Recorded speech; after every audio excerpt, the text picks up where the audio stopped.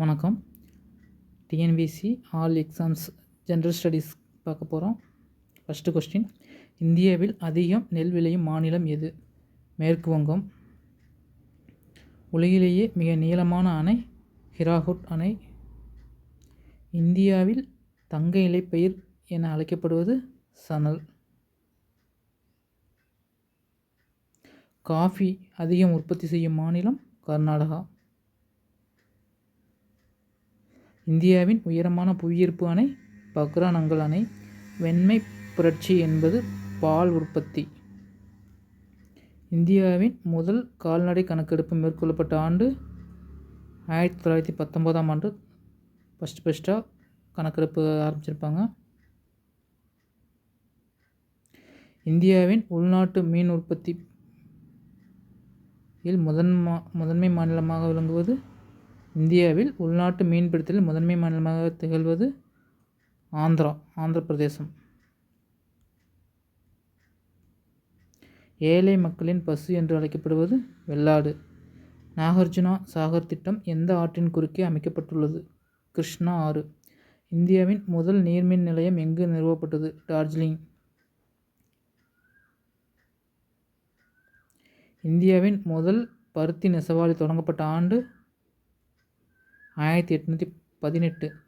இந்தியாவிலேயே அதிக அளவு காற்றாலை கொண்டுள்ள மாநிலம் தமிழ்நாடு. இந்தியாவில் முதலாக காற்றாலை மின் உற்பத்தி எந்த மாநிலத்தில் தொடங்கப்பட்டது? குஜராத்தில் தொடங்கியிருப்பாங்க.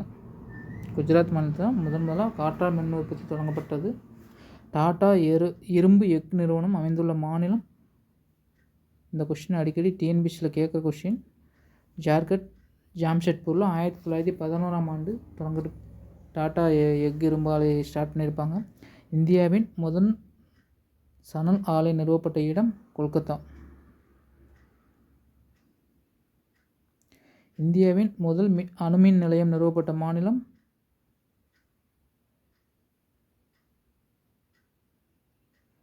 இது குஜராத் வராது, மகாராஷ்டிரா வரும். இதுக்கு மகாராஷ்டிரா தான் ஆன்சர். மகாராஷ்டிரா தாராபூரில் தான் முதல் அணுமின் நிலையம் தொடங்கப்பட்டிருக்கும். புகழ்பெற்ற சிந்திரி உர தொழிலகம் அமைந்துள்ள மாநிலம் ஜார்க்கண்ட் மாநிலம். அங்கே தான் சிந்திரி உர தொழிலகம் அமைக்கப்பட்டிருக்கும் முதலாக. தென்னிந்தியாவின் மான்செஸ்டர் என்று அழைக்கப்படுவது கோயம்புத்தூர். இந்தியாவின் மின்னியல் நகரம் என்று அழைக்கப்படுவது பெங்களூர். அரசியலமைப்பு என்ற கொள்கை முதலில் எங்கு தோன்றியது? அமெரிக்காவில் தோன்றியிருக்கும். இந்தியாவின் அரசியலமைப்பு சட்ட வரைவு குழு தலைவர் அம்பேத்கர். இந்திய அரசியலமைப்பு முகவரி எத்தனை முறை திருத்தப்பட்டது? ஒரே ஒரு முறை திருத்திருப்பாங்க. எந்த பிரிவின் கீழ் நிதிநிலை அவசர நிலையை அறிவிக்க முடியும்? ஆர்டிகல் 360.